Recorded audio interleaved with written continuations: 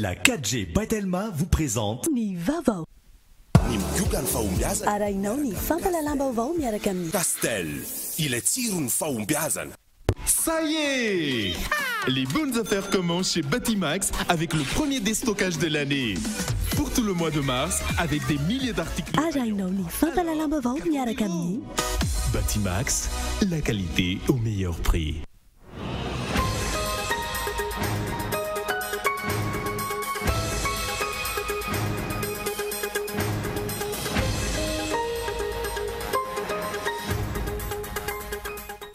Manoloana ny toedra raha misy eto amin'ny tany sy ny firenena ny fanitsekatsahana ny didy aman-dalàna ataon'ny mpitondra ny fanaovana tery-vaimanta ny fandaniana lalàna momba ny fifidianana sy ny tsy fanajana ny zon'olombelona dia namoaka fanambarana ny antoko malagasy miaramiainga manameloka ireo tranga ireo. Fankalazana ny alatsinain'ny pasika fiantanteraka ny teny amin'ny coliseum tamin'ity androany ity nandraisana ny fety be tanteraka izay nokarakarain'ny JM Production tsy diso anjara tamin'izany koa ny teletamena tamin'ity androany ity izay nokarakarain'ny Métis Production. Maresaka iraisam-pirenena any Costa Rica voafidy ho filoam-pirenena ny candidat avy amin'ny akavia Carlos Alvarado ministra teo aloha ary mpanoratra ny lehilahy nadidin'ireo arahanao afaka fotoana fohy.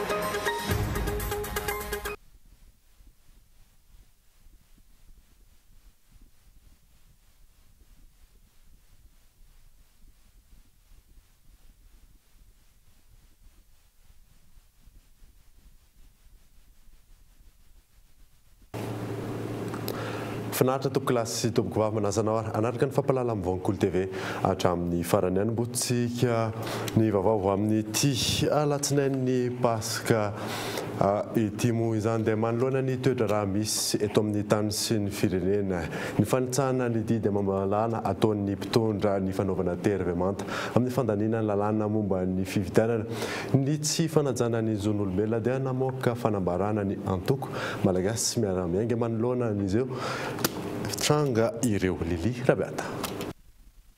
Mivaky toy izao ny fanambarana antoko malagasy miaramiainga manoloana ireo tranga tsy fanaran-dalàna ataon'ny mpitondra ankehitriny.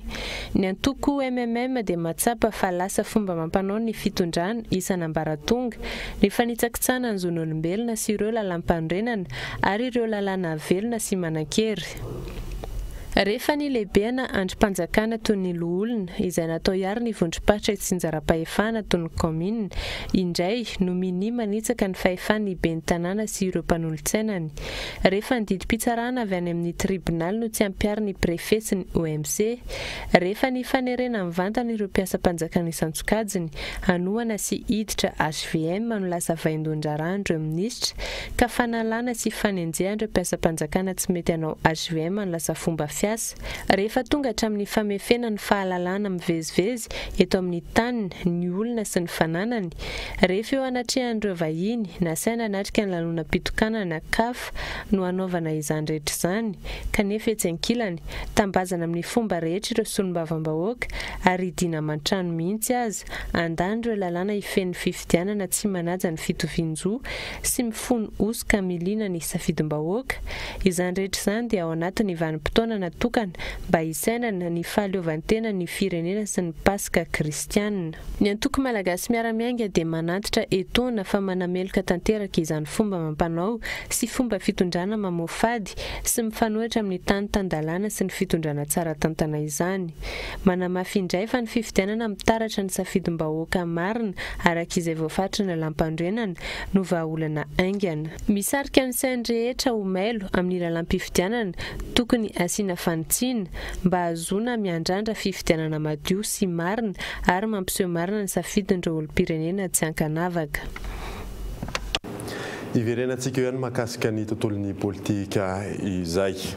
Fananoisantsika ny vaovao dia afeno tanteraka teny amin'ny coliseum tamin'ity androany ity nandraisana ny fety be tanteraka. Maro ny fety nisy teto Antananarivo isan'ny nasarika ny mpankafy mozika mafana ny izay nikarakara NGM production Lilira beata ny teny toerana. Androany ny fotoana ny fanomezana ho André Marcos sy ireo artista maro nanotrina azy teny amin'ny Coliseum, tonga maro ihany koa ireo mpankafy.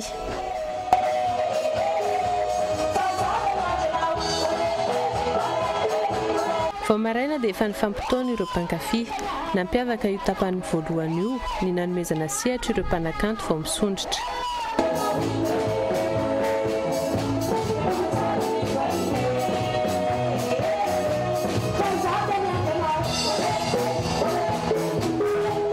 Nosafidiana manokana ny anao hetsika any amin'ny Coliseum ho an'ireo mpanakanto amin'ny JM Production raha ny fanazavany mpikarakara. Bon, izy dia nisafidiana ilay fety be, fety tanteraka. Fety tanteraka zany ilay mampiavaka azy amin'ny sasany. Ilay hoe tanteraka moa tonga dia aro fomba. Izay zany ny tenenantsika azy fomba malagasy. Ny mampiavaka azy moa, bon, ny artiste be dia be no nandalo teo. Ny sasany koa misy ohatran'izay, misy artiste be dia be fa nitsonganina manokana aloha izay ao anatin'ny JM Production izay fehezina rehetrarehetra no nampanaovina aty amin'ny Coliseum dia nampindry namana sasany ohatran'ny Princeau sy Melkia, reny ry Black Nadia sy ry Big MG nasaina manokana reny nanampy an'ilay production ny JM Production. Ankoatr'ireo mpanakanto efa manana ny lazany toa ny Black Nadia, Big MG, Jazz MC, Melki, Princeau, Elodie, Midja, Simonda. Fotoana ihany koa io nahafantaran'ireo mpanakanto vaovao toa ny Smaven sy Nancy. Tsy diso anjara tamin'ny fety fankalazana ny alatsinainy Pasika ihany koa ny teny Antanimena tamin'ny ity androany ity. Lundi de Pâques sava be nahitana ireo artista maro ihany koa. Lilira beatatra.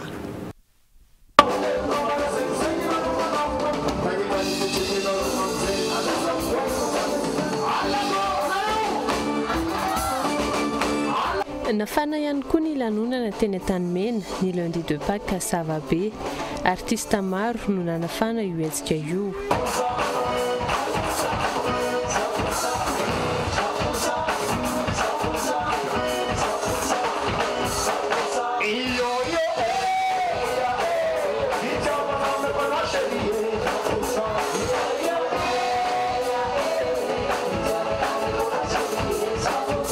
Mpanakanto valo manana ny laza no nanafana ny lanonana teny amin'ny Esca Antanimena.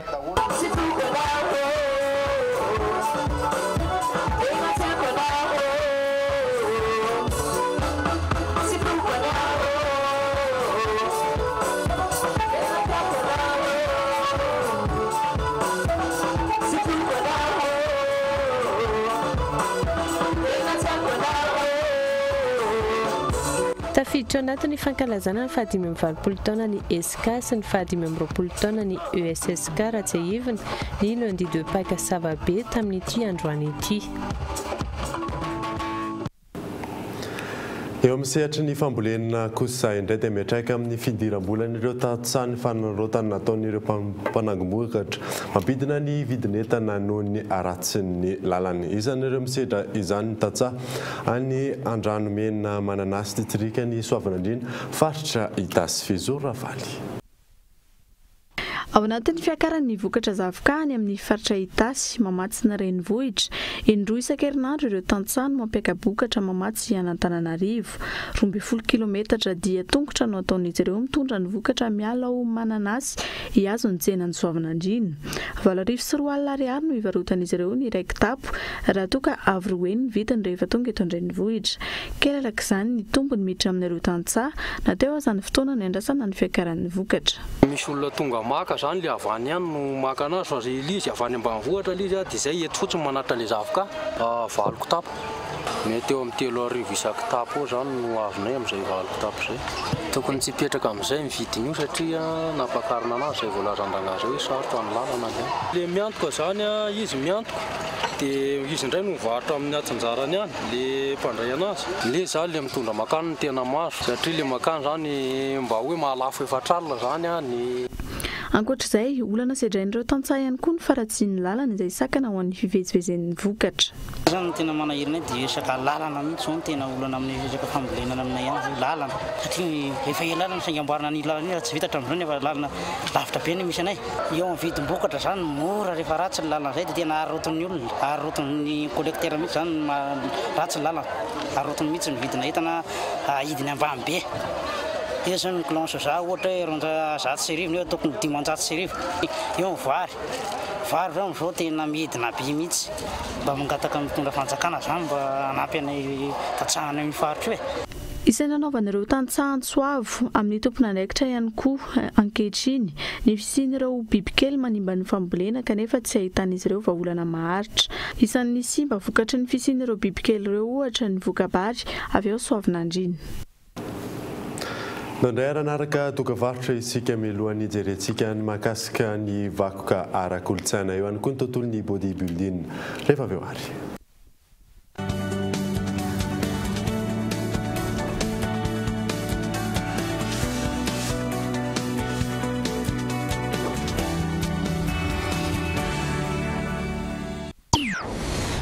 Promo Flash chez Telmar. Bénéficiez jusqu'à 15% de remise sur votre smartphone préféré. Avec son écran ultra résistant, le Telma Titan est maintenant à 259 000 arrières. Promo Flash valable du 23 mars au 2 avril. Rendez-vous en Telma Shop.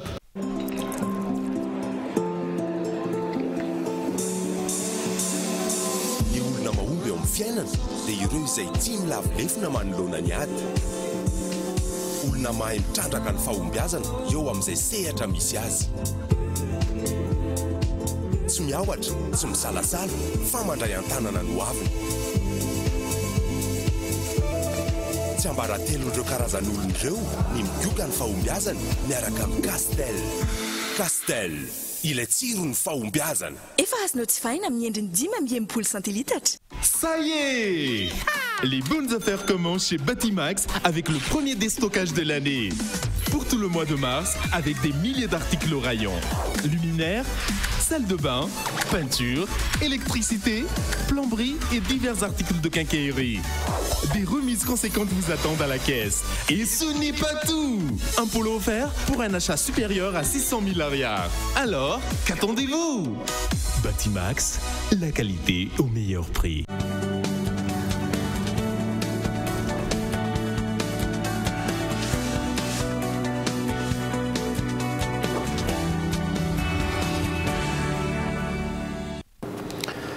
Eto amin'ny fampahalalam-baovao isika tsy mbola laharam-pahamena amin'ny fitondrana ny fanandratana ny kolontsaina malagasy hoy ny fanazavana profesora iray voalaza fa ny vola mono olana saingy tsy tokony atao sakana izany raha ny fanazavana hatrany Mikael Ramalona. Antony iray mbola mampandroso ny firenena vahiny ny fanandratana ny kolontsain'izy ireo. Ohatra amin'izany ny firenena Japonais izay mbola mitazona ny kolontsainy na dia misy aza ny fahandrosoana isan-karazany. Tsy izay kosa ny zava-misy hoy ny fanazavan'ny profesora Rakotoarso Jean-Aimé fa tsy tafiditra ao anatin'ny laharam-pahamehan'ny fanjakana ny kolontsaina eto amintsika. Za manko tsy dia mino loatra hoe resaka hoe matola izy tsy mitsangana dia hoe misy lesoka ara-bola na ohatr'izany fa io zavatra azo aravina daholo zany fa le izy le tena fanapahan-kevitra ny tompona andraikitra mihitsy mitondra hoe ho atsangana io zavatra io satria zareo angamba mbola mety mieritreritra le fomba fijery taloha hoe atao aloha ny lafiny ekonomika dia rehefa mandeha tsara ny lafiny ekonomika dia zay ho atao ny lafiny ara-kolontsaina zay dia tena fahadisoana fijery tena tsy natonga antsika niditra amin'ny kizo hoe matotsinga tsika zao anisan'ny gisigisitra dia satria tsy dia tena nandeha any amin'ny tokony ho izy le laharam-pahamehana teo amin'ny fikarakarana ny malagasy sy Madagasikara zany.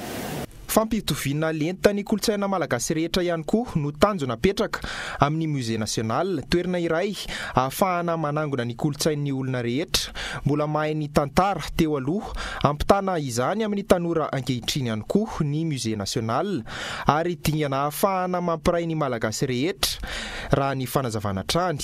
Efa nisy ny lalàna iarovana ny kolontsaina saingy lasa baranany izany. Fiarovana ny kolontsaina malagasy dia efa misy lalàna be lehibe fe azy lalàna velona fa ny fampiarana azy no tsy misy tsy dia misy finiavana hoe ampiarina be dia be ingeny zavatra efa tokony voaro ary ny ara-dalàna fotsiny fa noho ny antony samy hafa any dia ny olona tokony hampiatra azy tsy mampiatra azy fa dia avelo ohatra ray fotsiny efa misy toerana zao efa hoe tsy azo atao fa toerana masina toerana manan-tantara tokony tsy azo anaovana zavatra eo gaga ianao aveo fa misy olona manao zavatra eo iza nanome azy an'izany alalan'izany dia aveo milazainao hoe efa be hoe ny very tena efa be dia be tokotra mivery ary raha reo kely voangona ary ohatra atao amin'ny toeram-pisantsiny zao fa mba misy zavatra be dia be any voangony fa milaza aminao fa mitsika amin'ny resaka zao dia efa tsisy fikarakarana tsony mihitsy reo.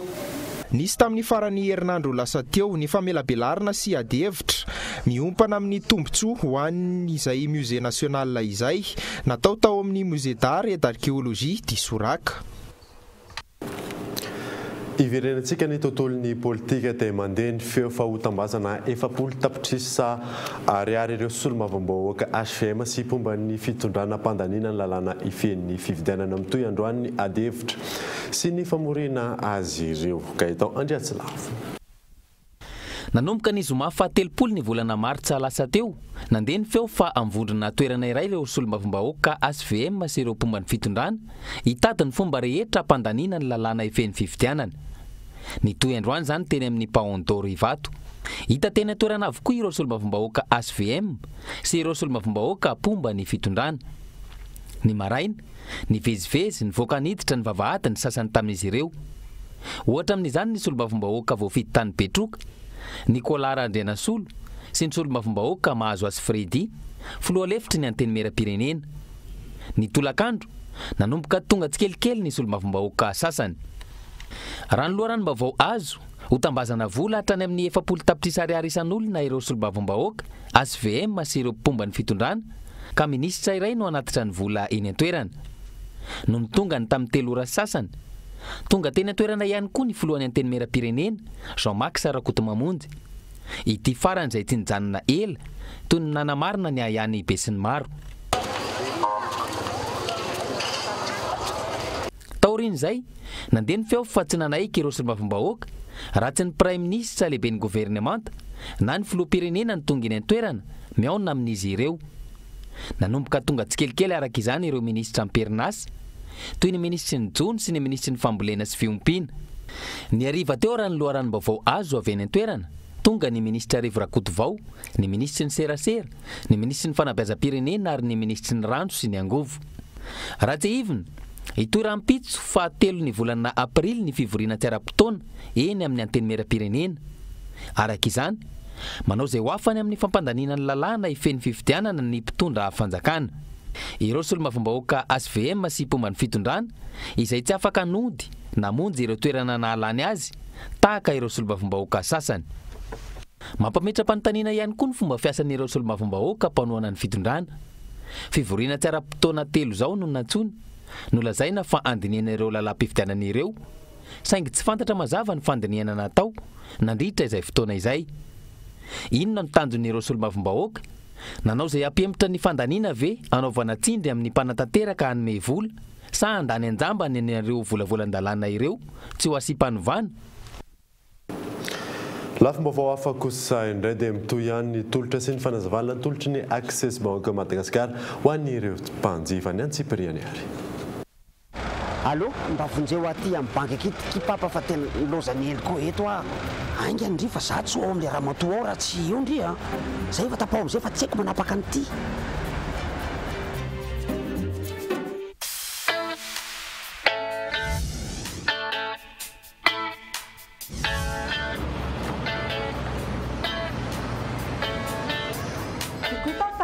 Lozany ely koa teto indray ianao. Efa teneniko foana fa mbola mety hatramin'ny ihany. Jereo arangeo fa mbola adino le zalahy iny teo koa ty amin'izany. Coucou reo mpanaraka ny eliko.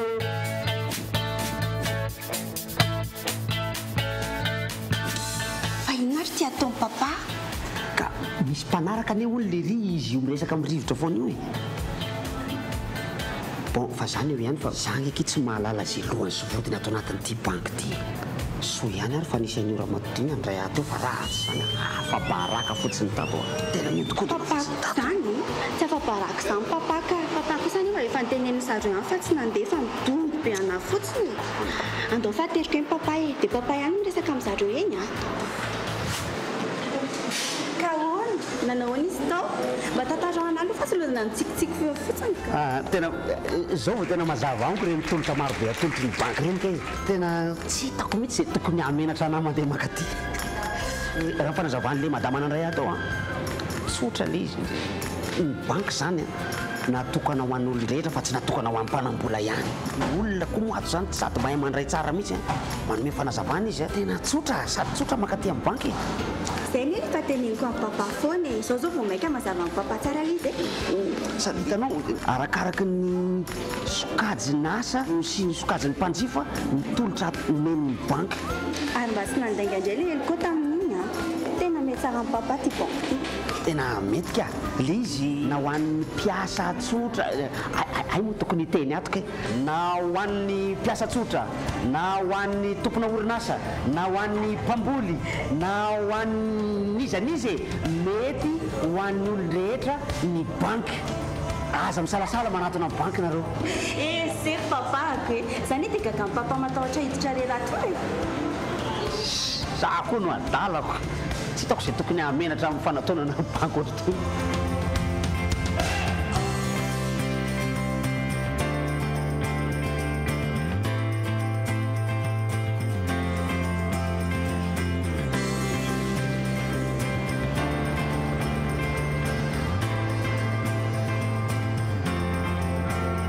ary aloha mihitsy aloha iverandreo ty fa ohatra mahafinaritra le izy toka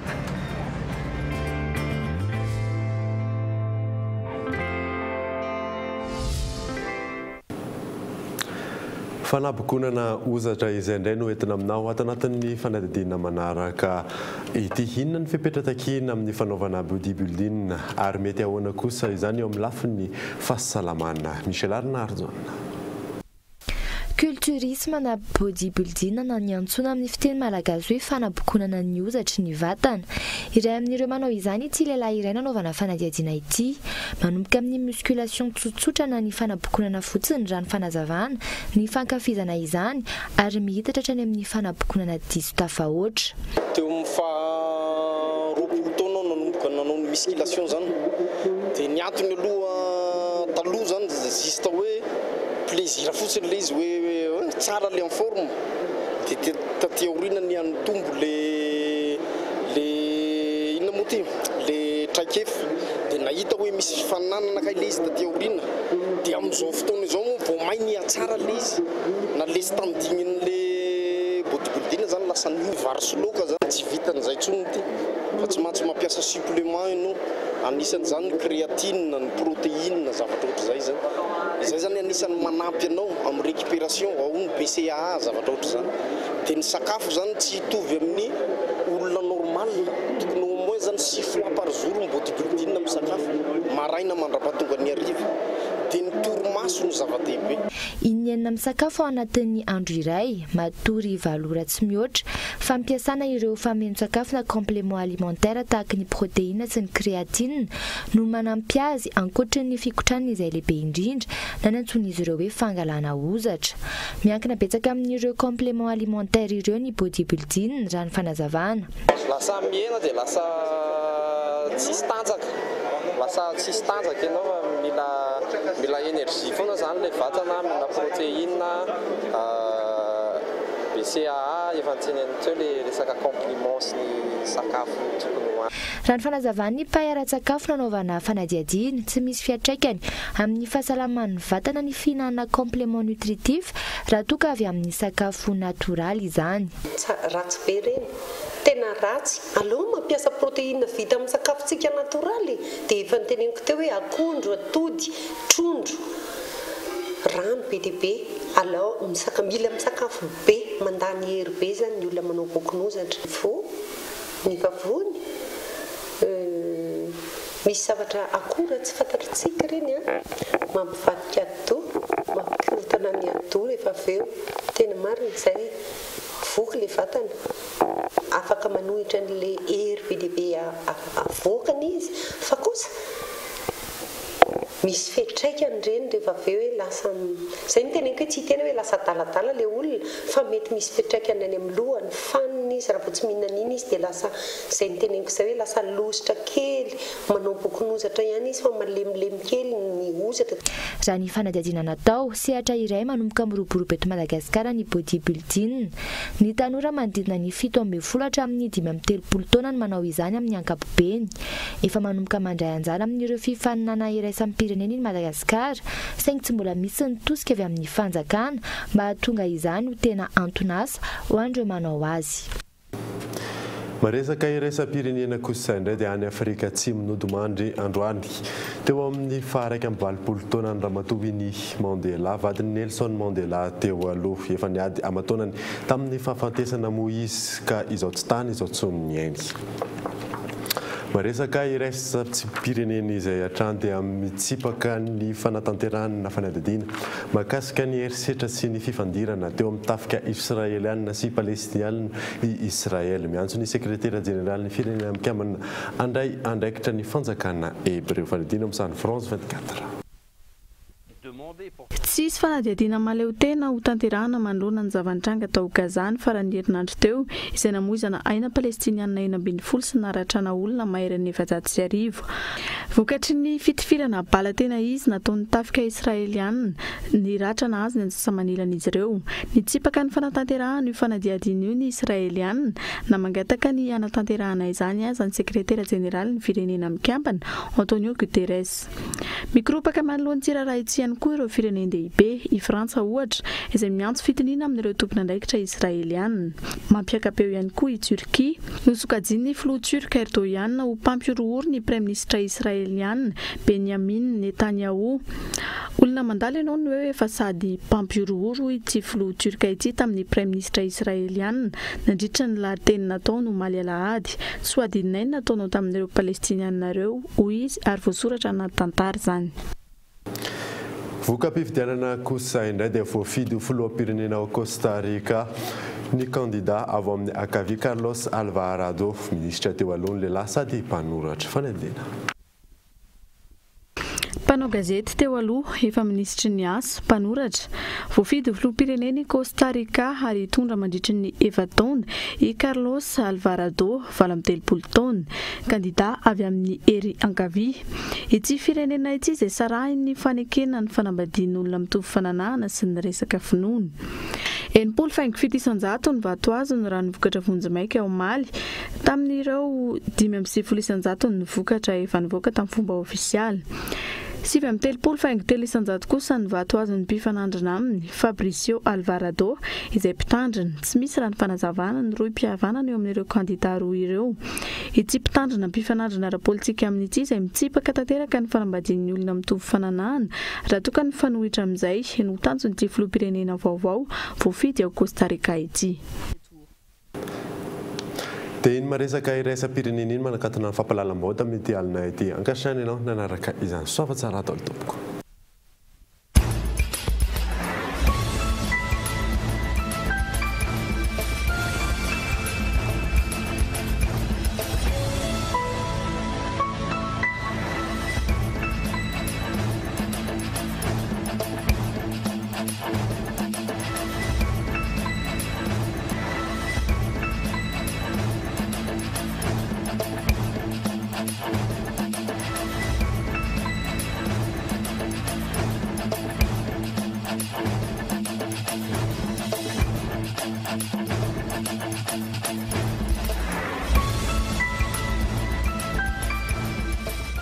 Ça y est!